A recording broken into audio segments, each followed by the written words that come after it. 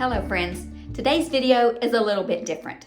I did a couple of DIYs, but I also have a little extra added bonus material. I can't wait for you to see what I've been doing. Let's get started. I cut this little mini cutting board out on my scroll saw, and any kind of little piece of wood would work for this project. I'm going to paint it with Dixie Bells, sea glass, and then I'm going to distress it a little bit or dry brush it a little bit with some bluegrass. These are two of their new colors for this season, and I think they are absolutely beautiful and they complement each other very nice. I have a local dealer here who sells these products, and so it's very easy for me to get a hold of them. But believe me, I will not quit using my DIY paints anytime soon.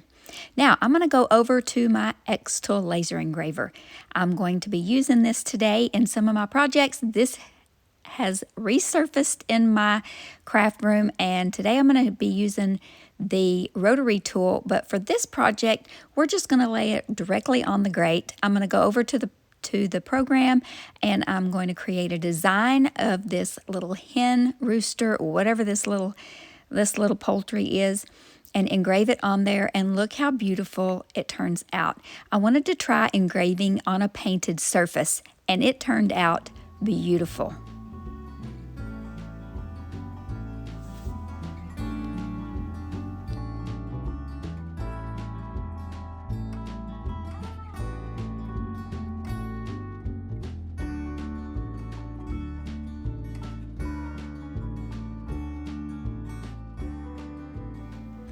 My mom gave me several of these little tins. I don't know where she got them or why she had them, but she gave them to me because she knew I would craft with them. And so I thought it would be fun to try and engrave something on the lid. So this was my practice run. I'm going to lay it in there, close the lid, go over to the design space that XTOOL has, and create an image that says, "Be still and know." The first time I did it, you couldn't even see it, so I had to adjust my settings, and I think that it turned out really good. I should have used my magnets to keep it in place. I did not. I forgot, and so it's a little wonky, but I think it turned out great regardless if it's a little wonky. Now I'm going to use this piece of slate. It's a slate coaster, and it's very heavy, so no need to use the magnets to hold it down. I did the Be Still and Know graphic again, and you're going to see it turns out absolutely beautiful on this coaster. It took just a few minutes. This is really sped up, but it just took a few minutes to engrave this beautiful image on this little coaster.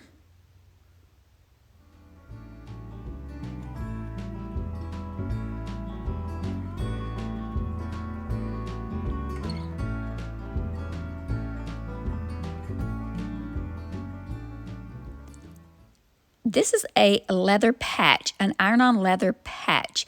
You could iron it on a denim jacket, a cap. You could iron it on anything you wanted to.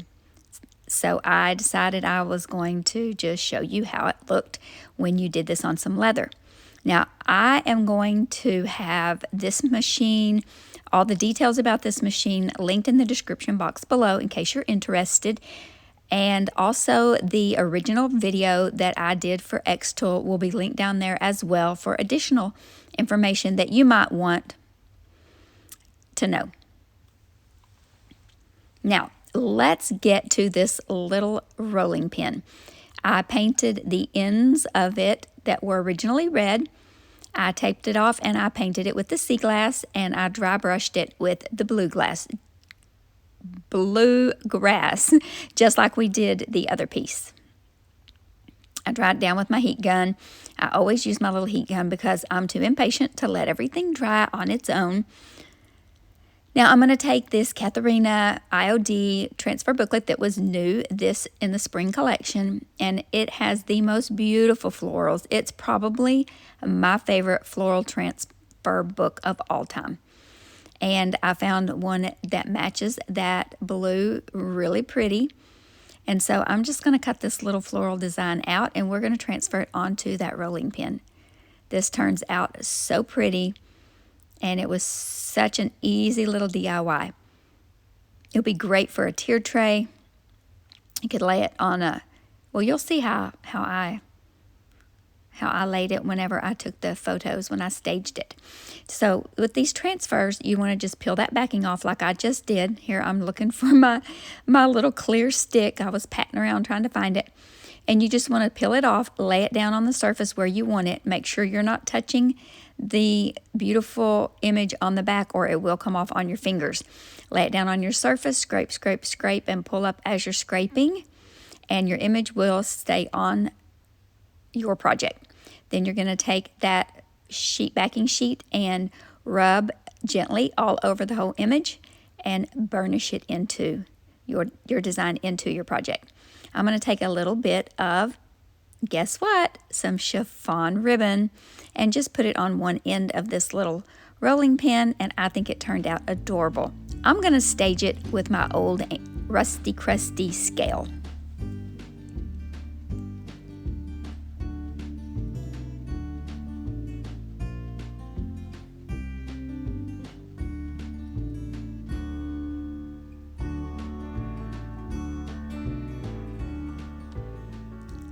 Next, we're going to use the Rotary accessory that is amazing. I'm going to engrave on this jar. I found a video where someone had engraved on glass. Now, the laser does not pick up on glass because it's clear, so it doesn't have anything to engrave on. So I painted the surface first with a dark color.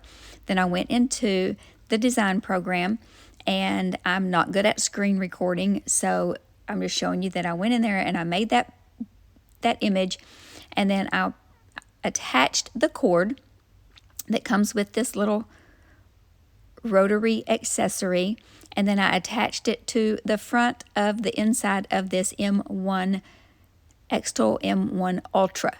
It took me forever to figure out how to do that, but I finally found some information that told me where to plug it in. Now, we want this motor part to be on the right side of the machine, and then you know that your image is going to be at the top. It took me a while to figure that out too. And this little red X is we're going to mark the area where we want to engrave. You see it rolling?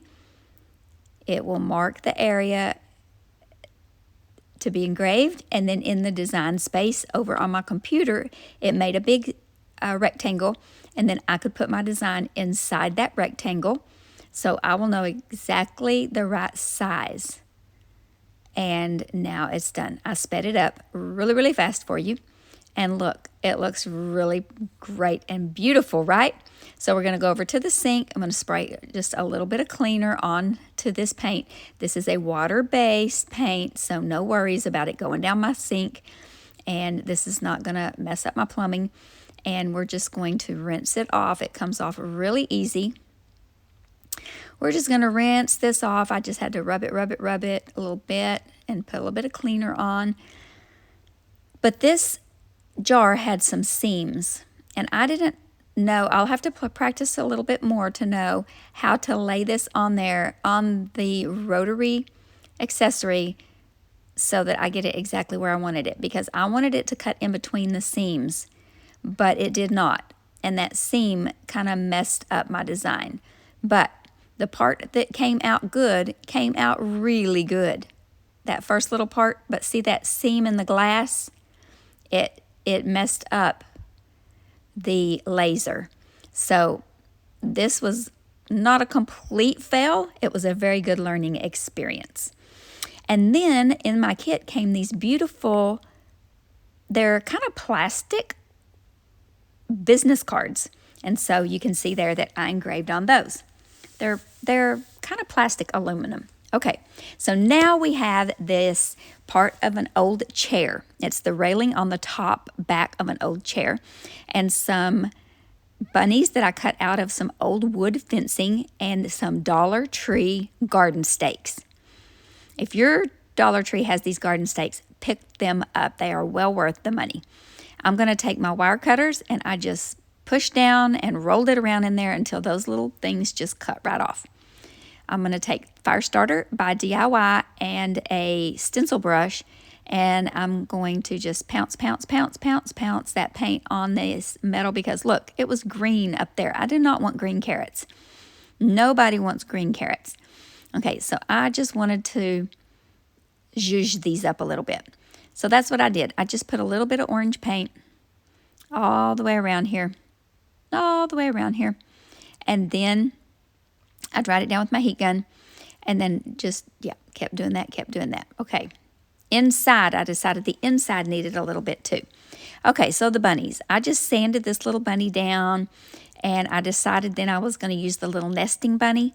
And then I did go back and paint this bunny. You'll see in the end. I didn't show painting it on camera, but you will see it in the end.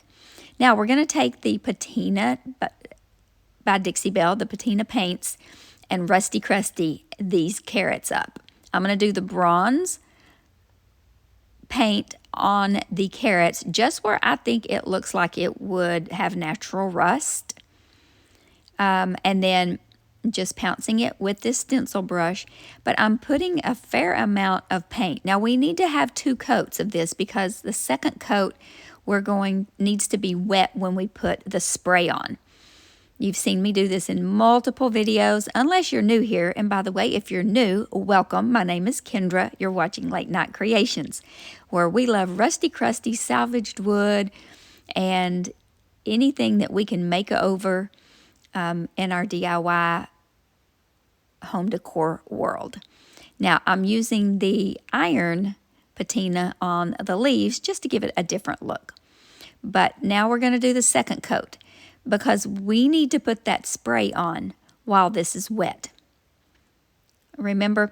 And we're not going to spray it again today. I'm going to do the Q-tip method. Okay, I have this piece of styrofoam that you may or may not have seen me use before when I'm letting beads dry or anything like that. So I'm just going to stand that up in there and let it stand up in there while I needed to have my hands free and I didn't want to lay it down. So I'm getting a pretty good amount of paint on here. I need it to be, a little bit thick so it'll look rusty crusty. Now we're going to use the green, which I always think is backwards because it doesn't look green, it looks brown. I'm going to soak that Q-tip up really good, and then I'm just going to really get a lot of that liquid on those parts that are supposed to look rusty. I did put some on those little curly Q's as well, and I'm just letting it run all over the place, okay, because that's what happens when you spray it on. But I didn't paint the entire surface because I didn't want to. I wanted to do it like this, and you're going to see in the end, they turn out fantastic. Now, I'm using this one, and then I'm going to go back in with the blue one, which actually turns it green. I know, it feels backwards, but trust the process. I'm going to soak that up in that Q-tip, and then just dab it and let it run. Dab it and let it run because it's really liquidy, and it's going to run all over the place, but you want that to happen. You really do want it to run everywhere. And now I'm going to take the heat gun, and this is where the magic happens, my friends. You can watch it before your eyes. And if that paint where you put it on kind of thick bubbles, even better. It's really going to look like real rust. You know how rust is thick and crusty? That's how it's going to look. Are we excited yet? Okay, I'm going to poke them in there and let them dry. But I wanted to show you this little hack just in case you've been asleep in the back of the class and you weren't paying attention. This is an old trick, but you can put Vaseline around the threads of your jars, any glue, adhesives, paints, and then your lids won't stick. It's the oldest trick in the book, but I just thought I would share it since I was doing it. Okay, I'm going to take this fine grit sandpaper, and I'm just going to sand around the edges. I'm going to sand on some of that rusty crusty. These are completely dry, by the way. You would not want to do this when they're wet. Duh. I know y'all are smarter than that, but I just had to say it because there just might be that one person that would try. Okay, I'm just going to sand, and underneath that green was orange paint, which really made them look really, really cool when I sanded it down. I love how these little carrots turned out. You have to let me know what you think in the comments below if you like how these carrots turned out. Now I'm going to take some clear wax by DIY and an old kind of chippy stencil brush. This is a stencil brush. And I'm just going to brush it on. And then I'm going to take just the dark wax that's left over in the brush and just put a little bit of dark wax on there as well. Here and there, not all over. And this is how they turned out. Okay, so we're going to set those aside. We're going to put a little bit of, I'm not sure what I'm doing. I think I'm doing a little bit of clear wax, maybe. I don't know. Now I've got some white wax. Now I made a little cotton tail. I thought that was kind of cute. And I tried to do it on the other side. Yeah, and it didn't look so cute. So let's just white wax the whole little bunny randomly. And then we'll wipe it down. I'm not wiping it off because I didn't like it. I'm wiping it in, see, because I'm putting even more on there. And I really like how that just gave it a little bit dimension. And then I'm going to take that dark wax that's left in that brush from the previous time I used it and just basically outline the bunny. So give it, so you can see the definition of the edges. And then just kind of buff it out a little bit. Yeah, just outline it right all over the edges so the edges are a little bit darker. And then, you don't lose the shape of that little bunny. I think this little bunny's adorable. Cut it out on my scroll saw, and then I'll dark wax the back side a little bit too, just a little bit. And then we'll clean up our little mess. And what are we doing now? We're taking a look at the little bunny.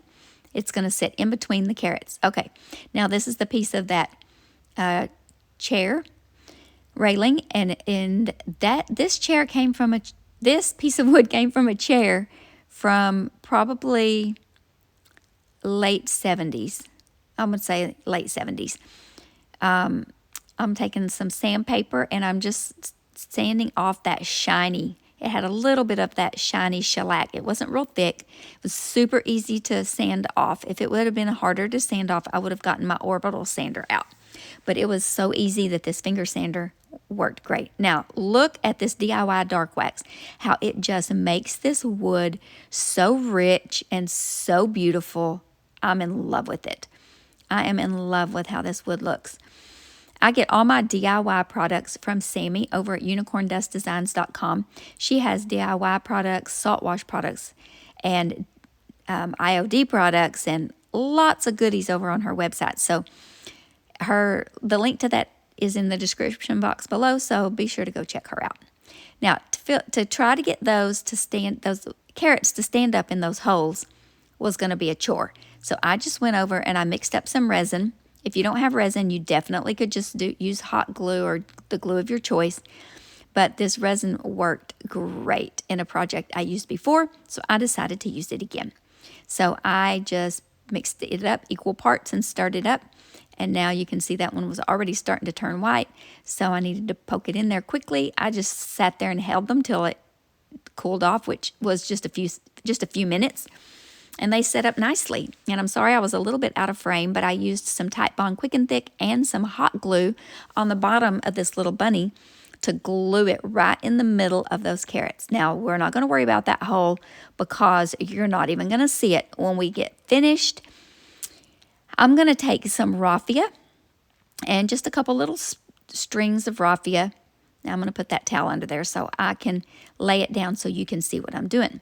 And I'm just going to tie a little knot, just a simple little knot, just like so. And I'm going to just add, because this just looks like it should belong out in the little carrot patch, right? Because all carrots have little bows on them out in the carrot take old things and make them new. Or take new things and make them look old. I'm glad that Jesus took me, an old sinner, and made me new. Okay, so I'm showing you the different things that you could use as grass. Now, we talk about Spanish moss being messy, but this stuff, oh my goodness, this stuff was messy. And I thought it would look really good, but I changed my mind. But look how messy it was. I was going to show you the cleanup of this. I was like, oh my gosh, why did I even get that out?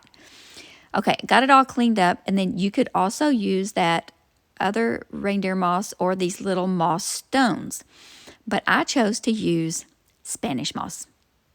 So I just pulled a bunch apart, put some hot glue down and poked it around the bottom. So I'm going to put the Spanish moss all across the front with some hot glue, concentrating around the base of those carrots because we want to hide how we attached it. I'm going to put it in the front and the back, so all around, but not super thick. I didn't do it super thick. And then I did go back in and kind of give it a little bit of a haircut, just trim it down a little bit. And then I went in with some teeny little sprigs of greenery, some greenery that I cut apart actually. This is the back side. I'm going to trim it up too. Okay. And then, wait, what am I doing? Oh, I'm cleaning up. Now I'm showing you that I keep these. I keep all these little scraps. And then look at this. Look at this mess. But you know what? I have this handy dandy little tabletop vacuum cleaner. And if you don't have one of these, oh, what are you doing with your craft life? I have them in my Amazon store linked in there. Just go in there and click it and get you one for $10 or $12. I've had this one for probably 3 or 4 years. Love, love, love it. Okay, so we're just popping some little pieces of greenery around the base of the carrots. I did a few in the front and the back. And then I found these teeny tiny little pieces of some kind of off of a floral, I guess, in my stash. And I just poked them down in front of that little bunny, and they look so cute. But I'm telling you, they are the teeniest little pieces. I had to use tweezers. I'm going to show you here, just a minute. I guess I decided I wanted to show you every little piece of greenery that I was going to glue in. Because you might not know how to glue greenery in. Okay, here we go. Look, I'm using my tweezers, but it was just the tiniest little touch of purple in there, or whatever color. I call everything purple, lilac, violet, whatever color you want to call that. And I just poked them in down there, and I thought it was cute, just a teeniest little touch of color in there I thought was cute. And then here's that rabbit I told you that I painted. The back of it I left unfinished. I think it turned out really cute.